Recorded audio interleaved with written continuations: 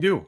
That's just how we do it. What's shaking, YouTuberites? Welcome to the Comic Shaker Show. That's right, Cover Price bringing you the Shaker Show for June 12th. Now, of course, you can see we've got the awesome Dr. Yo-Yo in the house, the ever so incredible Marty Yoki. What was the other nickname we had going on Tuesday, Marty?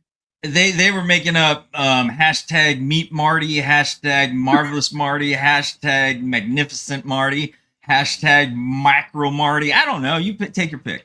It was crazy. Luscious Lando. What is that? What is that? But anyway, Luscious Lando was one. Yeah, man. Yeah. But we have a fire show. So let's fire up those ones and twos, guys, and pour yourself a cold one. Get comfy because we have a lot to talk about.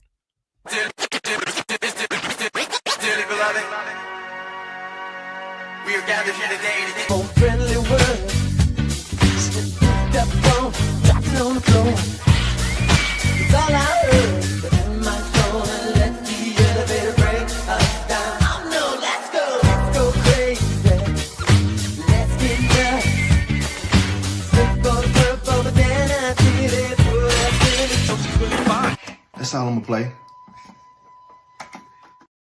That's all he's gonna play. But yo, DJ Skillspin's bringing the fire every night, man. Every night. That is what is up, man. That was a good beat, brother. We found him. That's so awesome. Dude, amazing. Absolutely amazing. But guys, if you're give him a like, give him a follow as well, right? I mean, come on. He's got his own YouTube channel out there as well. He's throwing in some music. I mean, go out there, support him. Let Cover Price throw down the link for this guy down there in the description section that you guys check him out. Follow him, sub him. You know the deal. Yeah, man. Show some love because he's amazing at what he does. But guys, we've got a ton of comics to go through with the Shakers. So let's go round the horn before we kick off the list. Chris, what's going on, man?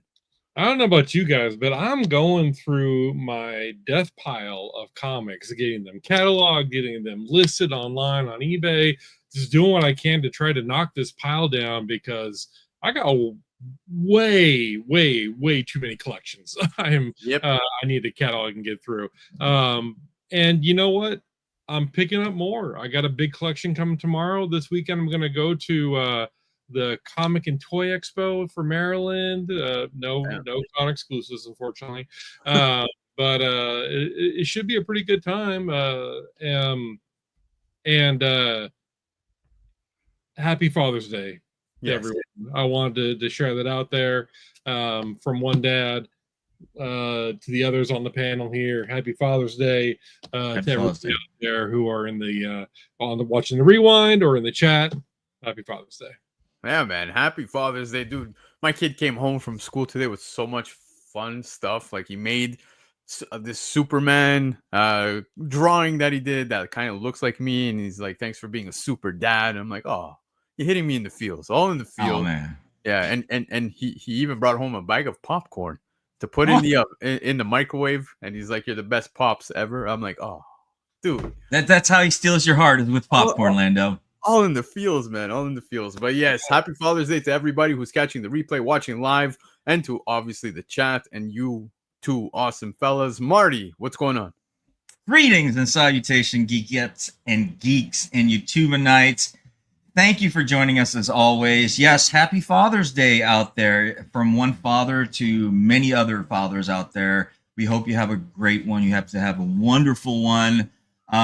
Enjoy the show tonight. We're going to have fun. This is an interesting list. Oh my goodness. I mean, really interesting. It's just kind of all over the place, but once again, I have not read any of this, so this is going to be kind of a surprise for me as well, but I've looked at a few of the covers, so enjoy the show with us tonight. Enjoy. Oh, I would be remiss not to say, but happy birthday to Otto. Yeah. From 3 Men in the Basement. I think he turned 53 years old this week, and I mean he's out there pumping 225 weights, and you know. Happy birthday, Otto. You don't look a day over 60. Happy birthday, Otto, man, and many, many, many more. Enjoy the show tonight. Back to you, Lando. Oh yeah, man. Happy birthday to Otto. I saw that, man, on Instagram. Dude, the guy's still pushing, pumping, making it look so easy. And he's 53 young, right? He's 53 That's young. right, man. That's right. good for him, man. So happy birthday, Otto. But it is time we kick off the show, guys. So with that being said, this list comes from our friends over at Cover Price, focusing on new high sales or the most interesting sales found on their exclusive daily shaker list. The list changes several times every single day. So guys, just make sure to go check it out over on the website. Hit up coverprice.com, hit that subscribe button. You'll enjoy all of these awesome things. And this right here is where we're going to see some of the hottest trending books on the market. So to kick it off with book number 1, Chris, what do we got? Well, we got Astounding Wolf-Man number 3. This is the Ryan Ottley second print variant by Image Comics in 2007. We've seen a lot of Invincible books cross this list lately, and that's for good reason. Popularity of the Invincible franchise is on the rise, but really, we've just scratched the surface. There's a vast extended universe to explore, and one of the most popular subjects is the topic today: the Astounding Wolf-Man.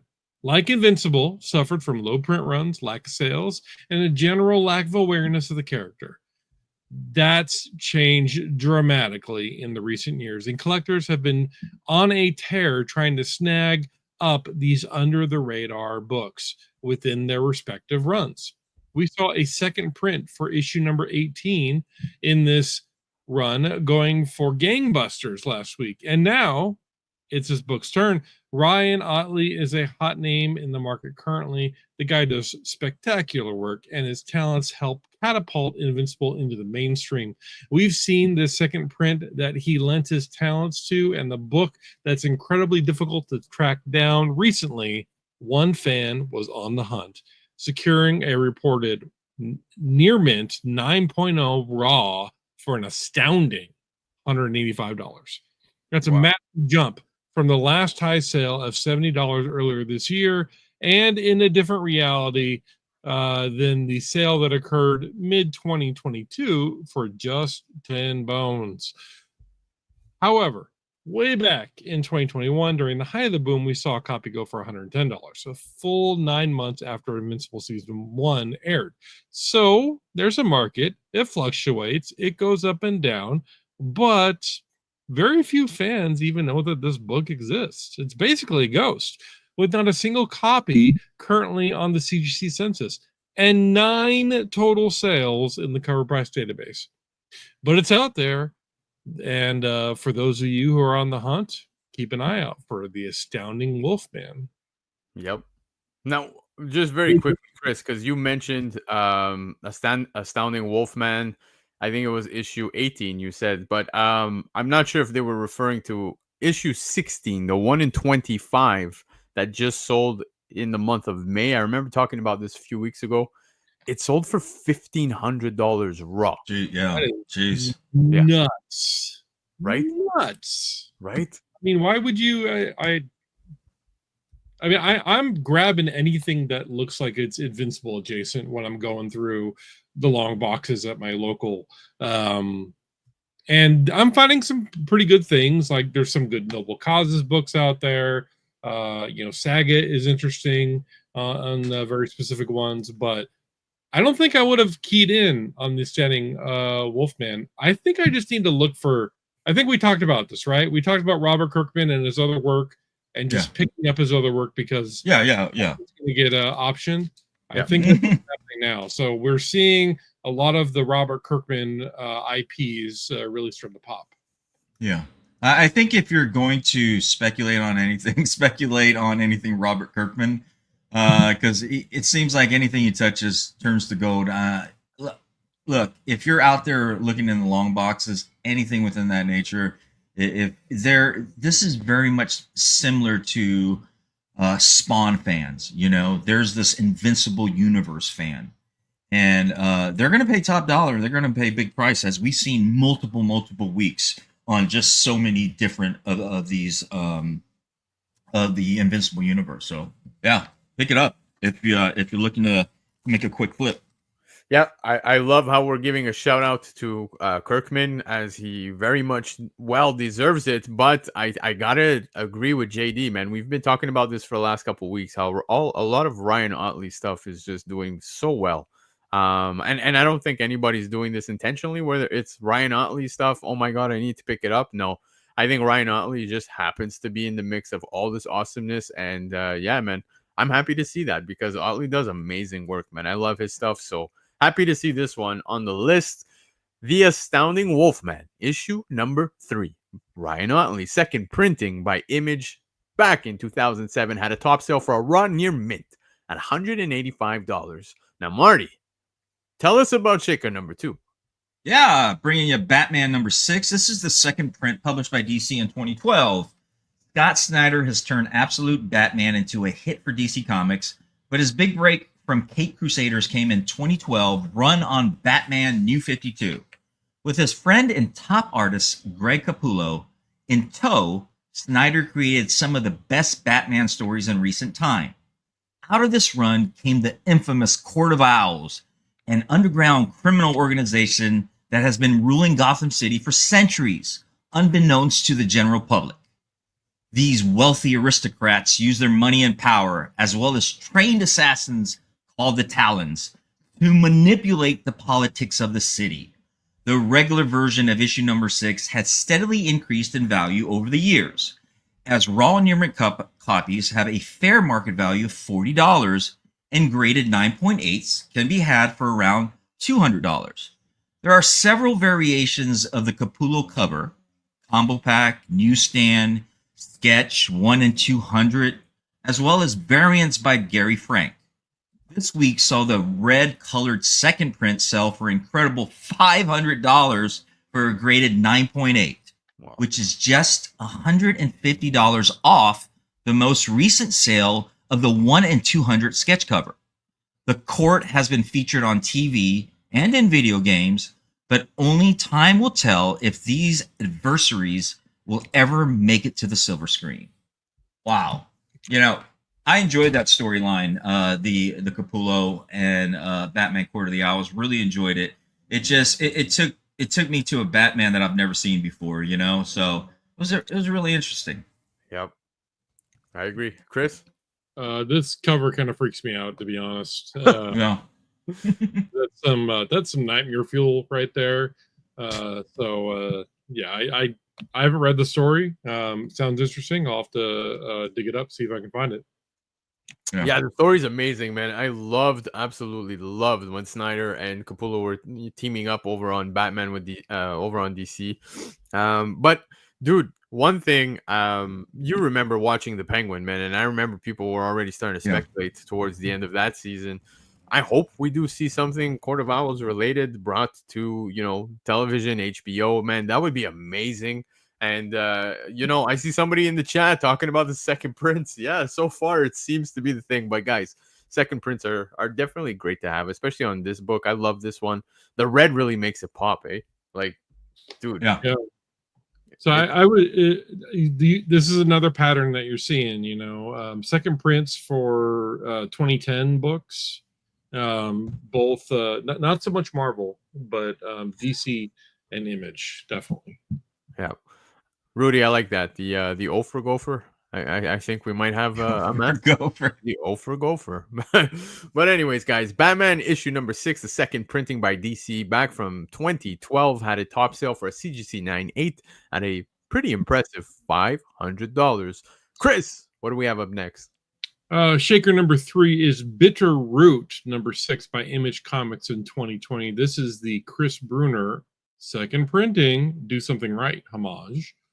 Bitterroot was a successful indie series that won 2 Eisner Awards for Best Continuing Series in 2020 and 2022. It was picked up for an adaptation by Legendary Pictures in 2019 and set in the 1920s Harlem. The Sengeri family has been hunting monsters for decades by protecting the world from the Junu, who are born from hate, bigotry, and racism. Bitterroot, the next movement, is a 5-issue miniseries that dropped this year and is set during the 1960s civil rights movement. The Do the Right Thing variant for number 6 was a hot book right out of the gate, selling for over $100 raw within its first week. The second print of this variant was released at HeroCon a month later, initially devaluing the first print, which caused some irritation with collectors. Over time, both books have started to rise. The first print has a fair market value of $160, with the second print at $100.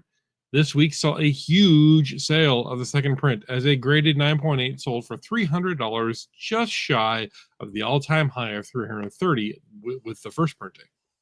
Major differences in the covers are that the first print has a red monster in the top right corner, while the second print has Harlem graffiti in that cover and heart graffiti in the bottom left. While it can be frustrating for fans when a very similar variant cover is released so close to the actual cover release date, this is a lesson that both of the books can coexist and honestly benefit from each other. Pretty cool. This is cool. This is interesting. Bitter Root. Wow. Published by, once again, Image is coming out with a lot of independence, so I'd be interested. You know anything about this? I've really never read this. It's another second printing on the list already, guys. Look at that. Yeah. We're looking at second prints tonight, it seems to be. But no, I totally missed out on Bitter Root, and I've actually been scolded by a few friends who told me I absolutely need to get on it. But yeah, man, I know Image came out with this, and I just completely slept on it at the time. Didn't want to play catch up. I remember during the pandemic, man, a lot of these Bitter Root books, the earlier books, were starting to get a bit of a spike, so I never looked back at it, and I really think I should. I like the homage. This is basically the homage, as you were saying, to do the right thing, and it's pretty much copy paste of the poster, man. So if you're a fan of the movie, I think it's pretty neat. I like when second prints are more of something original, something different than the actual first print, rather than a color swap, as we tend to see more often now within Marvel, DC, etc. And we just saw Batman prior to this, and it's the same thing. It's a color swap. The red does work. It did work on the Batman book, but yeah, I don't know. I find that to be lazy. That's just me. Though. Yeah. But it's a completist's wet dream, if you will. The more second, third, fourth, fifth printings, and it doesn't matter if you change the color from red, blue, green, whatever. People are going to get it. People want it, And I've said this before: don't sleep on those second prints if you're one of them. I mean, look at this second printings right now, $300. I mean, what was the one before? $150. I mean, they definitely call for some money for sure. Yeah, I'm having a hard time keeping up with some later prints when it comes to Transformers and everything happening Energon universe right now, but that has nothing to do with what we're talking about right now, because Bitter Root, number 6, Chris Brunner, second printing, Do the Right Thing movie homage by Image back in 2020, had a top sale for a CGC 9.8 at $300. Now we're going into foreign territories, guys. You ready? Let's do this, Marty. Yeah, now check this out. The Incredible Hulk number 377 Finnish edition, published by Marvel in 1991. It's rare, it's obscure, and now it's breaking records. The Finnish Tila Aja Lahaj giveaway edition of Incredible Hulk number 377 just hit an all-time high, with a raw near mint copy selling for $1,150. Wow. A massive leap that's putting this international gem on collectors' radar. Originally distributed as a black and white reprint, this comic was only available as a subscription gift in Finland, making it one of the most elusive Hulk books in existence. To date, there are only 14 slabs on the CGC census, with the top grade being just 2 9.6s. The last 3 slabs sales include a 9.0 for $1,099, October of 2024, and another 9.0 for $999.99, which was in August of 2019, and an 8.5 for $700, which is in March of 2025. Prior to this new raw record, there were only 3 other known raw sales, the highest being just $539 for a 6.0 back in 2019. For fans of Hulk lore, issue number 377 is a major key. It marks the psychological merging of Bruce Banner's personality into the intelligent Professor Hulk.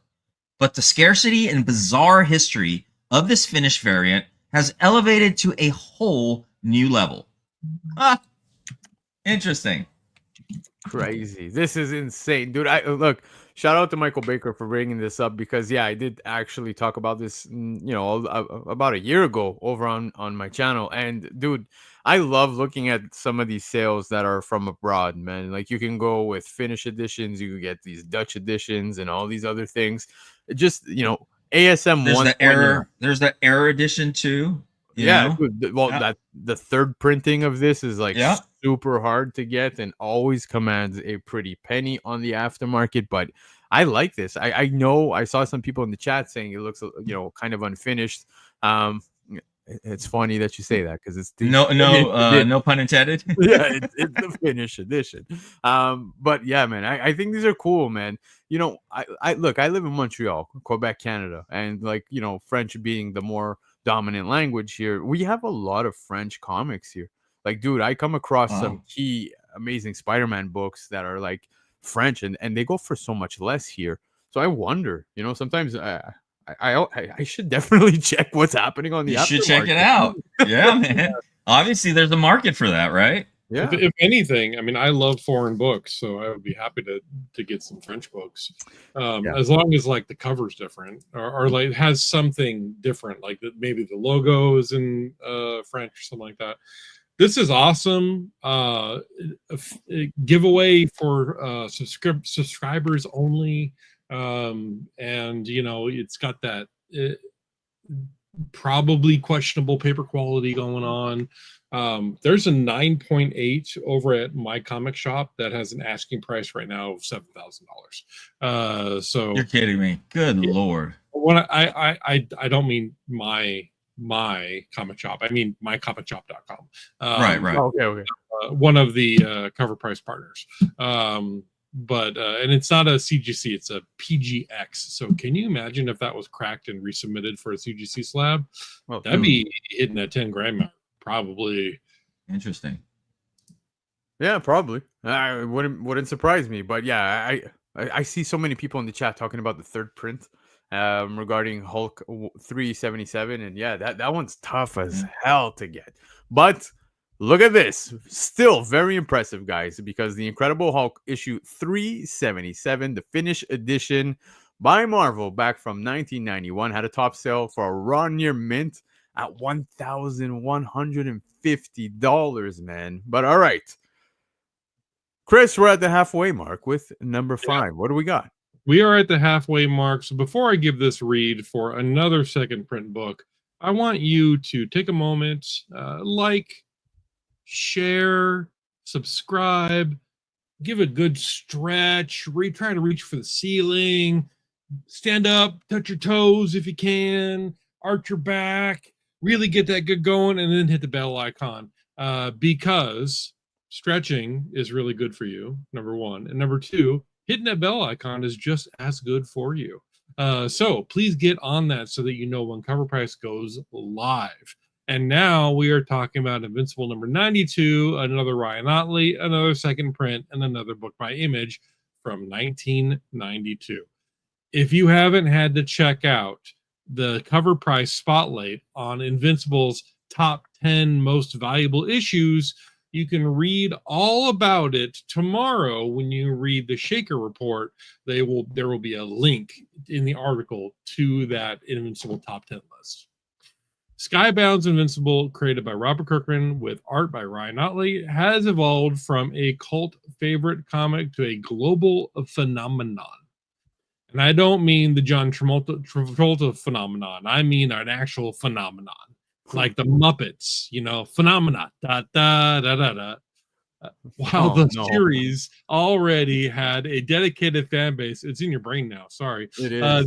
The animated adaptation significantly expanded the audience, drawing in readers and collectors. The show's faithful storytelling, mature themes, gripping narrative fueled the demand for the original comics, key issues, and subsequent printings. including number 92, as well as 50, 51, 60, 89, 100, 101, 111, and 127.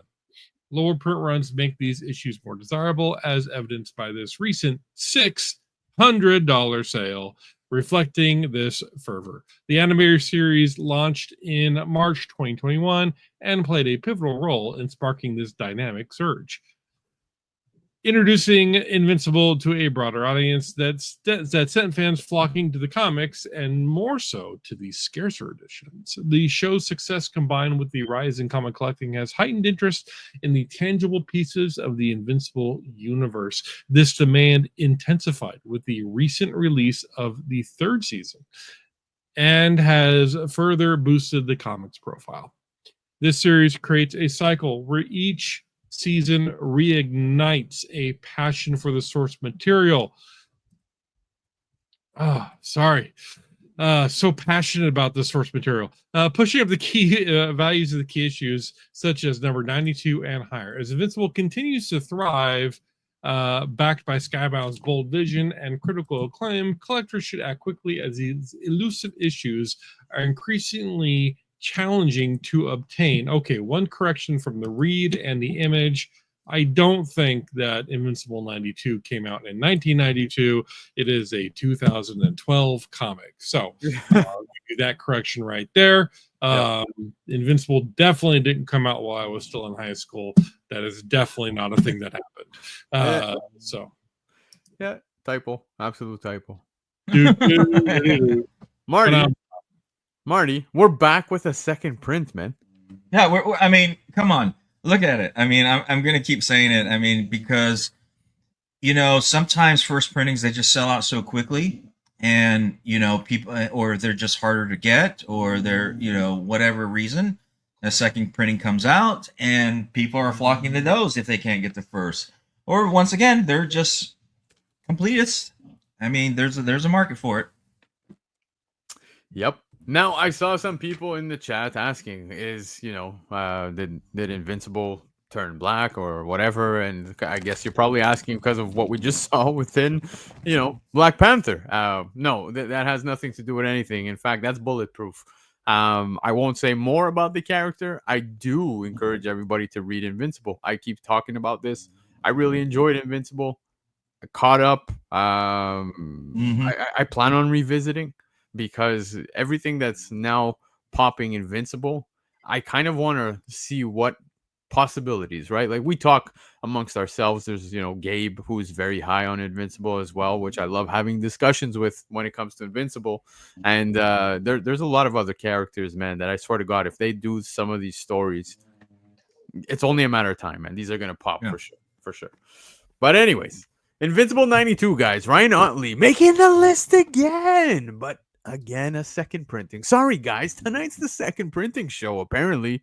This one being published by Image back in 2012, I want to say, not 1992. So please forgive that typo.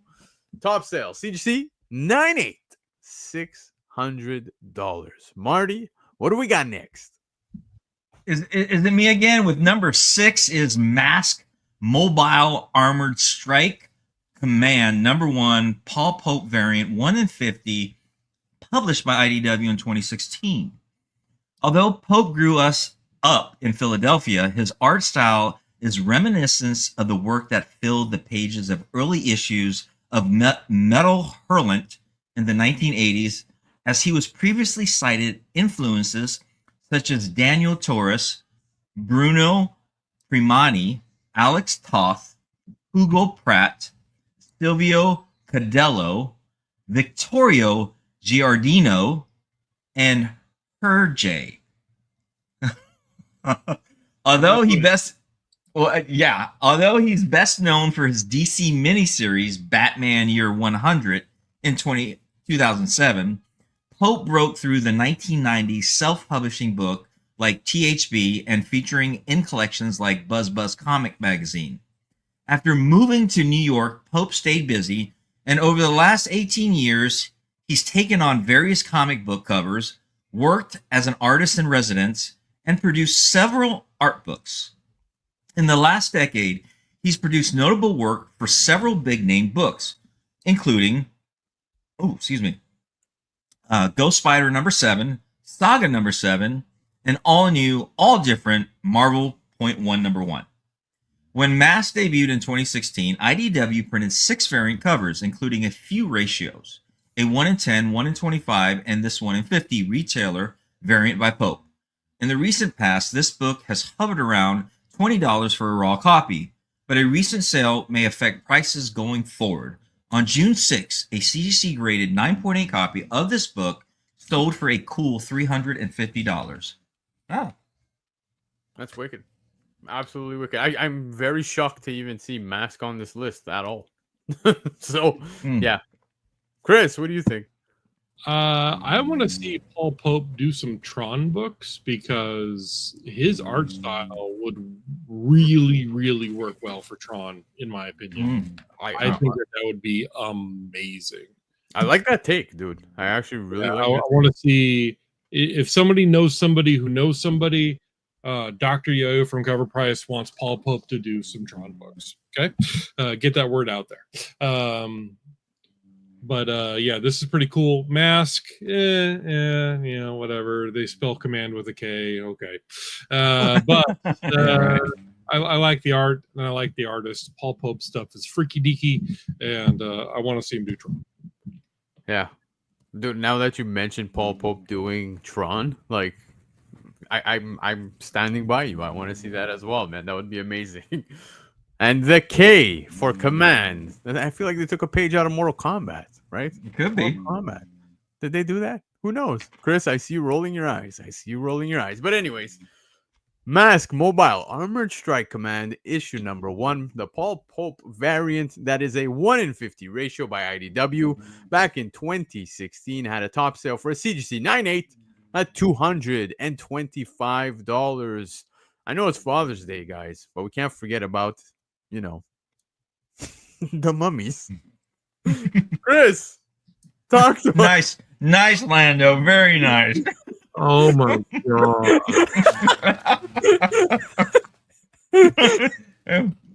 I'm just gonna keep my comments to myself on that one. Chris damn near just walked away from the computer. Oh man, why do I do this show?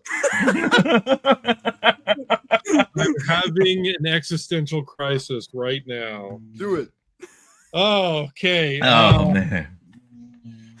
The Mummy, Rise and Fall of Zango's Axe, #1. This is the photo cover by IDW in 2008. The Mummy, a trip down nostalgia lane that I want to be Indiana Jones so bad, but I'm not quite there. Adventure film that closed out the 20th century. It also reintroduced Brendan Fraser, taking him from lovable jungle goofball and caveman to badass action hero. The movie was so popular it spawned 2 sequels, and it also branched out into other media like an animated series, theme park rides, and even comic books. This comic was released as a prequel to the 3rd film in order to promote the release, although it is not considered a promotional book. This is not the first time this comic with this cover has been on the Shaker Report. 2 years ago, back in 2023, the retailer incentive variant sold for an all-time high. The cover C also sold a near mint raw copy of $100. This sale was made during the hype around Brendan Fraser's return to cinema. He even made surprise appearances for the special showing of The Mummy. This past year, in May 2024, was the 25th anniversary of the film, and fans scrambled to theaters for a chance to see it on the big screen again. This past week, a fan decided to collect a very special prequel book, opting for the photo cover. They purchased a CGC 9.8 for $225. To put that into perspective, a raw near mint copy of this book has a average retail price of $3. Talk about value. Another fun note, that 9.8 is the only 9.8 on the census. What a fun photo and a collectible cover to add to a collection. You know, I was always a fan of Brandon Frazier, and when he disappeared from Hollywood for the reasons he disappeared, that was devastating. When he came back and he did The Whale, have you guys seen The Whale? Dude, I have not. I didn't even know he went away from Hollywood or anything like that. Yeah, Yeah, no, I mean he was. There's some Me Too stuff going on there. The reason why. Okay. But he came back. He did that movie The Whale. I think he won an Oscar for that. I really enjoyed him in The Mummy, man. Really great series. I really enjoyed that. I did too, man. I loved watching The Mummy. I didn't like where it was going afterwards. After there was like a third film, if I'm not mistaken, that nobody cared about. But like the first one, the second one, obviously with The Mummy Returns, Chris, I feel like you could relate. We saw The Rock breaking into Hollywood with that one, playing the Scorpion King, and oh boy, some of the. Well, didn't Tom Cruise do that one with The Mummy too? It's not related. Yeah, no, I don't think so. No, I only know of the three films, and like the third one, I just didn't even bother to pay attention to. But the first two were great. The Rock, the Scorpion King, was kind of weird to me because having watched wrestling religiously up until today, seeing him in Hollywood was just like it was interesting, and with long hair and a ponytail. I don't know if you remember that, but yeah, I don't know. I really CGI, enjoyed him in that. I really did enjoy him in the Scorpion King, though. The CGI was so bad. Yeah, it was, dude. With the Rock, it was so bad. It looked like The Rock in claymation. It was bad. Yeah. You know what? I kind of want to go back to watch it just to see how terrible it was. Just because you said it, and now I want to go back and see it. But I gotta go back because when I watched it, I guess when it first came out, it looked great to me. oh, dude, like I go back to watch the most random things that are horrible graphically, but like, how about Starship Troopers? I mean, that was released early on, but I still really enjoy it. I thought the CGI was good for that one. It was, yeah. The CGI was great for Starship Troopers, yeah. But I mean, a lot of those were a lot of the close-ups and stuff for Starship Troopers. Those were practical effects. Those weren't, CGI. The big fields with the bugs and stuff like that. That was computer based, but the up-close stuff, where you saw the monsters, really getting in the face. So those were all practical effects. It's fun because we got to see the evolution of graphics, man. Like, from 80s cartoons, watching Transformers and everything. And then, even the early 2000s, give them props for where they were at that point in time, man. I grew up watching a TV show on YTV. It was Reboot. I don't know if you guys ever heard about that. Oh my God, Reboot. Yeah, that was horrific graphics, but it was the best thing. There was a CGI release of Starship Troopers back in early 2000s sometime, and it was just absolutely horrible, man. The CGI graphic, I mean, it was just, I can't believe they would even release something like that, man. But yeah. Anyways, I could talk forever. Bottom line, the shark still looks fake. What do we got next? Yeah. We'll go next, I promise. The Mummy, The Rise and Fall of Zango's Axe. I almost said something else. Number 1, the photo, cover B, from IDW back in 2008, had a top sale for a CGC 9.8 at $225. Chris, you wanted to know what's next? Here, look. This is what's next. Marty, what do we got? Yeah, next is these Savage Whores number 1. Vault 2018. These Savage Shores debuted on comic shelves in September of 2018. Written by Ram V and drawn by Sumit Kumar. This story received great reviews and was an immediate hit for publishers, Vault Comics. The story intelligently meshed the Indian myth of Rakshas, an Indian monster that has been passed down for centuries, and the myth of the classic vampire from Victorian England. The first issue quickly sold out and went to multiple printings. The series ran for 5 issues in total and has been a title that received much praise and speculation from collectors. as many feel it would be a great adaptation. Prices on the standard cover A have fluctuated for years, with a high coming in 2022, when a raw near mint copy sold for $150. The price has dropped dramatically since then, with recent sales ranging from $10 to $35. There has been very few graded 9.8 copies sold in the past few years, with the last sale being in 2022 for an extremely low price of $51. But that changed this past week when someone paid $300 for a CGC 9.8 graded copy, setting a new high. This title is one to watch, as this new high sale may bring more graded copies to the aftermarket. Wow. Wow, that's a hell of a booty on that cover, isn't it, man? Yo, everybody's pointing this out, man. I get it. There is junk in the trunk, that's for sure. Michael Baker said that's the shelf booty right there. Yeah. You can put a champagne glass right on that and let it stay, right? Absolutely. You could even pour a full glass. But I have absolutely no idea. I didn't read any of this, but the fact that Ram V is on this, I'm kind of intrigued. I'm not gonna lie. I want to go back to know more about this one. Chris, what do you think? No?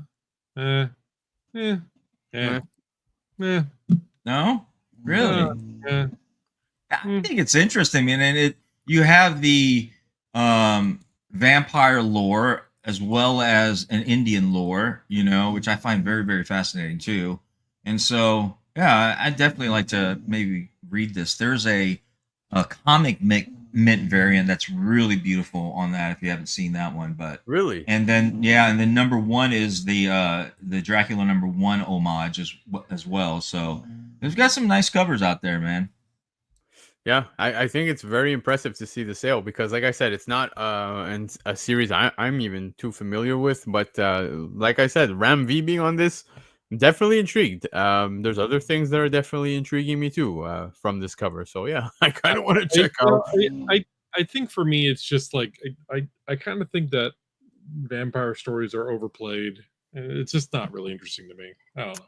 For those of you who are new to the channel, Chris hates vampires, he hates zombies, and he hates booty, apparently. But anyways. Yeah, and I think clowns too, right? Was it clowns? Yeah, I think it was clowns. Or was that Laura? I don't know. But anyway. Laura. Yeah, but these Savage Shores, Marty, #1. Shores, yeah. By Vault back in 2018 had a top sale for a CGC 9.8 at $300. Now, Chris, this is a cool cover. Talk to me. Yeah, man. We got Thunderbolts #166, the 50th anniversary variant by Marvel in 2011. Marvel's 50th anniversary variants from 2011 have been mentioned on the Shaker Report numerous times. And when you go to read this article tomorrow, when it gets posted, there will be a link to more of these times that it has been mentioned. Many of these variants have become more expensive on the aftermarket, as available copies for reasonable price have all but dried up. Books such as Daredevil #7, Moon Knight #7, X-2315, Deadpool, X-Men, and Wolverine, all with the 50th anniversary variant, have eclipsed the $100 mark for raw copies. Another book to add to this list is the 1 in 50 Paul Renaud variant of Thunderbolts #166. This variant set an all-time high just 6 days ago when a near mint raw copy sold on June 6th for $120. With so many of these variants climbing in price, many collectors may look towards the cheaper options in this set, so keep an eye out when searching for those local back issue bins. Okay, so let's do a bit of a review. 2011 was the 50th anniversary. They did 1 in 50 ratios for their 50th anniversary, and those books are all seeing high spikes on the aftermarket. Yeah, dude. There's this, which shout out to Michael Baker. Of course, he knew, but yes, it is an Uncanny X-Men 268 homage cover. Now, I've been seeing a lot of these Marvel Comics anniversaries, even the Captain America anniversary ones popping up lately. I'm finding them pretty often, man. Those 50th, 60th anniversaries of Captain America 1. Dude, I like coming across these. I think it's a cool cover. The characters on here are pretty interesting, right? Dude, not only that, man, the Thunderbolt carries on to be part of the Civil War tie-in as well. You know, so you got a very interesting storyline that ties into that into that Civil War, and there are some beautiful, amazing covers out there for that whole series. I mean, you look at a lot of gorgeous books that run from that, man. So yeah, this is another one to add to it. I think my favorite from the artist. I'm sorry, they're asking who the cover artist. It's Michael Del Mundo. That's the cover artist. My favorite from these. I don't know if you want to bring up my screen. I'll share it for you. The X-Men one by Francis Yu is really amazing, and probably my favorite of the whole batch. You can see that. I love this. Yeah, this is cool. Yeah, this is really cool. So this is the X-Men 1 and 50th anniversary one, and it all of the ones that were listed on that read from Cover Price, they're all homage covers. The Daredevil one is an homage to Amazing Spider-Man. The Wolverine one is also an homage to Amazing Spider-Man. It's some really good stuff. But keep this in mind. Okay, so 50 years was 2011. That means 75 years is going to be 2036. So 2036, go get those 175s because they're going to jump it up. But all that to say, guys, Thunderbolts issue 166 by Marvel Comics, and it's the 50th anniversary variant from 2011. Had a top sale for a run near mint at $120. Now we're about to get to the last book, man. Marty's going to take us home. The O for Abyss is ready. It's ready, guys. This is your last chance to get on the list. If not, we're taking you to the O for Abyss. So, Marty, for the last book tonight, what do we got? Yeah, good luck with this one, because we are going back to some nice Bruce Timm with the last shaker of this evening being Torrid Affairs #2 by Matt Baker and Bruce Timm. Alternate cover, published by Malibu in 1989. Y'all remember Malibu? Torrid Affair is a 5-issue romance anthology series published by Eternity Comics in 1988 through 1989. Each issue reprint old 1950s black and white romance stories from titles like Teenage Romances, Pictorial Romances, Realistic Romances, featuring classic pulp era tales of love, betrayal, and moral dilemmas. The series Torrid Affairs was part of Malibu's effort to reprint classic good girl art and romance stories from the Golden Age, including work by Matt Baker, one of the most renowned African-American comic artists of the 1940s and 1950s. Baker was known for his elegant line work and pioneering romance comics such as Phantom Lady and Canteen Kate.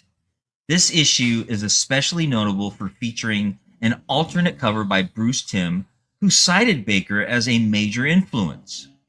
Timm has acknowledged Baker's influence in interviews and tributes, and you can see echoes of Baker's aesthetics in Timm's depiction of female characters, stylized, graceful, and always expressive. The pairing of Baker's original interior with Timm's cover creates a rare and symbolic connection between two generations of iconic artists. Raw copies of this lower print book are hard to find. However, the first graded copy recorded by Cover Price set the bar very high. Recently, a 9.8 sold for $700.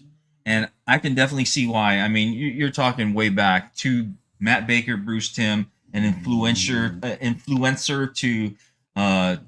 to Bruce, and I mean, this is some history here. I can definitely see this. I mean, such a classic artwork, Torrid Affairs. I mean, it goes way back to the 1950s too. So there's a lot of history with this. Yeah. Does this count as a blonde in a red dress, or is this just a? That's a. I don't know. I think I want to count that as a dress though. But it is a blonde and red though, right? So yeah, that's close enough. Yeah, Chris, I'm loving It what does Real look Fake like. Comics is saying, and I'm Yeah. loving what F Keys is saying because yeah, it does give me that vibe. Absolutely, especially if you've seen damn it, what was the name of that movie that just came out about women's wrestling? It was really good. It does feature There was Tony Storm in there, no? yeah, Tony Storm was in there, and a couple other wrestlers too. And what was that movie called? It was good. Damn it. Anyway, but yeah, it does look like Moolah and May for sure. Queen of the Ring. These old Malibu books, right? These are always hard to find in good condition. You see them in long boxes all the time. They're really always really beat up. Queen of the Ring. Thank you, JD. And this is a great thing to keep an eye out for, especially when you're looking at early Bruce Timm. Obviously, early Bruce Timm is going to be getting some love. So yeah. No, this is awesome, man. I love this. But guys, the last book on the list tonight was Torrid Affairs, issue number 2, Matt Baker and Bruce Timm, alternate cover by Malibu back in the year of 1989.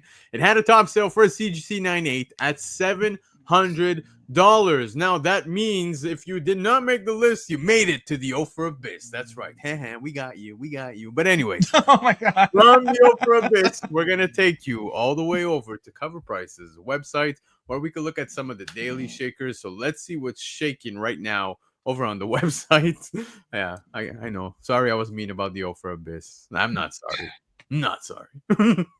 all right, so here we got Cover Price. This is who sponsors the show. We are on their channel. This is a great utility to track all of your comics. I track every one of my personal collection comics in here, and I keep an eye on the things that are I'm holding on to until they're ready to sell. Over here on the daily shaker list, this takes real data from eBay sales and a couple other sources like heritage auctions, and it captures that information in real time. So this list is updated several times a day. And you can see some of the usual suspects on there. Hulk 181, the second appearance of Wolverine. The Platinum, Todd McFarlane, Spider-Man #1. These are pretty usual suspects. We got Punisher first appearance down here, but dude, that Platinum's popping up quite often though in the last couple of days. And take a look at this all winners. 1942. It was a CGC 5.5. It was by I think Atlas actually in 1942 or Timely. But you got Captain America. You got Bucky down here. You got Namor and Namor's sidekick. What's the year on that bad boy? 1942. Wow, man. 4,000. Wow. $4,000. $4,000. Amazing cover, amazing book. Those are the kind of things that you really hope to find. Sun Girl, 1948, another book that didn't know existed. This is the Mysterious Beauty Sun Girl. Check this out. Yeah. So we got giant blonde here. Giant blonde with a giant gun. Actually, that's just a perspective thing. I'm sorry. She's not giant. She's just swinging. Doesn't it look like she's scaling the side of the building like Rampage style? She looks huge. Absolutely huge. That's huge. Yeah, I swear to God, Marty, my mind went there too. Amazing. Amazing. That's We're on the huge. same wavelength here, Lando. Why do I do this show? Okay, hey, you got this one of my favorite Amazing Spider-Man covers, the Jason Pollan Uniqlo cover. This is amazing art. If it'll load, it's not loading. Oh yeah, I've seen that cover before. Gorgeous. It's been on the Shaker Report before. This cover and the other one that he did for Amazing Spider-Man, both are key books, both are hot books, but this 9.4 sold for $1,600 recently. Invincible Iron Man #1, awesome stuff. First appearance of Swamp Thing, awesome stuff in House of Secrets. Let's see here. Where's the? Give me an interesting. Here we go. The real first appearance Wolverine, Hulk 180. Okay. Don't at me. Spider-Man Noir. I think this is getting attention because the film, right? We're going to do a Noir film. That's right. Appearance of Spider-Man Noir. So here you go. Spider-Man being all. That's Batman. a sick ass cover, man. I'm telling you. I definitely. What's that going for now? Recently, a 9.8 sold for $1,200. But Good that's in the God. newsstand. That's in the newsstand. Yeah, that is the newsstand. So what's the I got a buddy of mine that's selling off the direct with the two. I think it's the Edge of Spider-Verses that he's on. For like $2 raw. Wow. Yeah, I might take him up on it. That's not bad, man. That's not bad. That's a beautiful cover. Last sale for this was $215 for 9.8 in direct. I think that might be worth it. Yeah, $200. He's gonna have his own film. You might see some more franchises coming along after that. That's pretty. Cool. You look. I think eventually this is going to go up a little bit more, man. Yeah. I mean, if you get something like this, if you see this in a while, pick it up, man. Whether it's newsstand, direct. I mean, I see this. It's going to go up a little bit more. Speaking of picking up in the wild, I think the only reason why this is popping so high for $1,100 for 9.8 is because it's a 1979 gold key. I don't think anybody is really sweating too hard over Battle of the Planets, but just the fact that it's a 1979 gold key and it's a 9.8, that's why it's commanding that premium price right there. I used to watch that cartoon in Japan when I was a kid. My father, when we were stationed there, in the early 70s, man, late 70s, I'm sorry. And I remember seeing that cartoon, Gundam Man, I think it was, right? Yeah. Yep. You see this falling a little bit more, 9.8 sold for under $900. That's kind of crazy when you consider that we got that new Spider-Verse movie coming out pretty soon, and Miles will be featured front and center. This book's going to pop again, so it might be a good time to grab it. It's right. All right, now is a good time to grab. Look at the sale price on that. I haven't seen that go that low before. Yeah. Even dude, Edge of Look Spider-Verse. at that Jenny Frizen cover, man. Sick. Look at that. Yep. This is a here we go. This is an interesting one. Marvel Spotlight on Son. I have that one right there. So this is another 1970s comic in a 9.8 selling for a premium. I'm telling you guys. We are seeing this over and over again. 1970 books sell in a 9.8 they're going to get you almost $1,000. We are seeing it over and over and over again. These books are not commanding a premium because of the subject material. They are commanding a premium because of the scarcity of them in good condition. Yeah, especially you pulled up a 9.8. Yeah. This is a classic John Byrne cover right here. Uncanny X-Men number 133. Again, a 1980 book, 9.8. This is the first solo Wolverine cover in story, so it does have that going for it. But $800? That's pretty crazy. Yeah, it's up there, man. Here you go. Here we got includes the blood of Gene Simmons, Kiss number 1, the Marvel Comics Super Special from 1977. Yeah. The second appearance of Kiss in comics, recently a 9.2 sold for $600. Dude, so fun fact, I'm actually I really love Kiss, dude. As a band. Yeah, okay, so that was gonna be the fun fact. If you look at the back of this, yeah, dude, the Doctor Doom just chilling there, that is just so fun. Yo, you guys made me want to watch so many things tonight. We spoke about The Mummy. I want to go back to watch it. I want to watch Deuce Bigelow because of what Marty said earlier. And now I want to watch Detroit Rock City. Did you guys ever watch that movie, Detroit Rock City? No, I haven't seen that. Come on, man. You are missing out. Really? This makes me happy. Look at this raw sale for this Secret Wars number 8 raw for $550. I've never seen this go for that much in a raw. I happen to have a couple of them. I'm lucky enough to have this in. I think let's see. Where's my? Yeah, I have a newsstand and I have a direct. I think I have 2 directs actually. I know I only say one right here, but I picked my entire run of Secret Wars up for $150 and included this in a beautiful, beautiful copy. Seeing a raw of this go for $550 is kind of nuts. So that's interesting. Not bad. 550. That's up there. Yeah. A little bit further down, there was something up here that I saw. Oh, here we go. Okay, so check this out. You got Pokemon Yellow. This isn't a comic. This is the official strategy guide that Nintendo partnered with Prima to release. There you go. I had this. I know I did. Most of the people probably had this too. Look at that. 9.8 for $575. Can you believe that? That is shocking. Pokemon Yellow's the bomb. The absolute bomb. Nothing on shocking? Okay, fine. No, I got the dad joke. You made the mummy joke. I made the shocking joke. Oh, Chris is allowed though. Chris is That's allowed. That's what I want up there. The Savage Tales first appearance of Conan, right there. Yeah. Savage Tale #1. Yeah. That's just first Conan in Marvel, though, right? Isn't that the case? No. This is first appearance of Man Thing, not first. Man-Thing. Okay. Chris, G Money Rocks is asking how much is the Chrono Trigger official strategy guide. You know I don't know if it was there. Let's find out.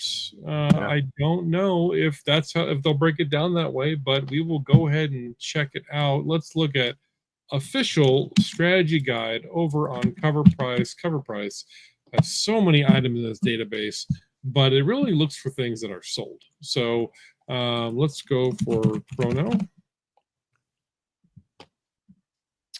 Chrono Trigger Player's Guide. Okay. So that's close. It's not the official strategy guide, but this was slabbed and it did pick up $900. Whoa. Okay, 900 ain't that ain't cheap, dude. No, not at all. And let's go look at the Street Fighter strategy guide. Street Fighter strategy guide slabbed $81. That is cheap. For what rate? That is pretty cheap for a 9.0. I'm a buyer. I'm totally a buyer on that. That's amazing. Game Pro one, yeah, absolutely. But the thing is, I wouldn't want it slabbed. I would want to open it up. Honestly, the popular titles, 90s official guides, go ahead and grab them because they're worth money. I've sold quite a few. So I was just happy to see it on the Cover Price Shaker Report. Awesome. All right. Hey, and that is what is shaking. You guys can check it out yourself on Cover Price in about 8 hours because that list will update. And you can filter, you can do all those other things. Yeah, there you go. Good stuff. Thank you, Chris, for taking us over to the website and showing us the daily shakers. And thank you, chat, of course, for tuning in. Before we go round the horn and say our goodbyes, I just want to remind you guys that we are going to be back next Tuesday with the top 10. I know that I think Matt and John are going to go live on Monday with comics covered. So don't forget, hit the subscribe button, show some love. If you miss any of us in between, you could always come and hang out on Sundays on my channels. Sundays, 9 p.m. Eastern time. So just check it out, Black Round Comics. Every week, new guests. We're getting to episode 100 and doing a huge giveaway. So keep an eye out for that. That was my shameless plug. Now we go round the horn. Chris, take it away. So this was not the hand snake. This was me popping my joints because I am old, and my elbows and my wrists will lock up if I don't do that every now and then. Marty's dancing to his Martioki. Folks, please enjoy Father's Day. Call your dad. Tell him that thanks for taking me to my first ball game or whatever. Show him some appreciation. You should definitely do that. A plea from me to you, because I want you guys to be safe. If you're going to be out and about this Saturday, please be aware of your surroundings. There are a lot of protests that are planned.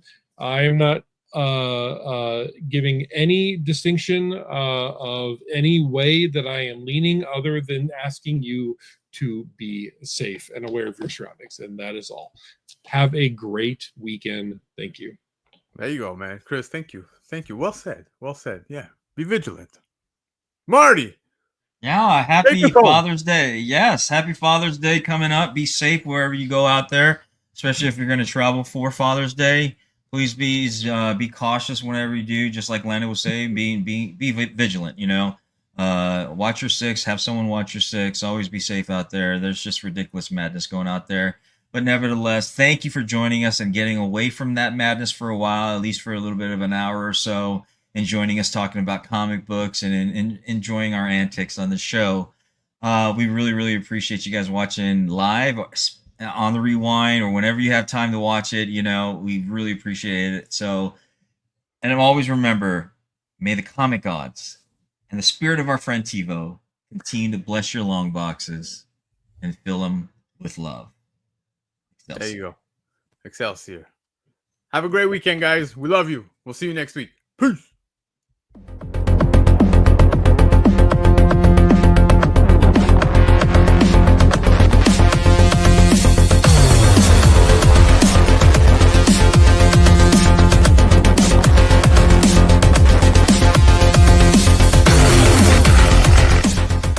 For the entire crew, this is Tebow saying keep digging in them long boxes. Peace out.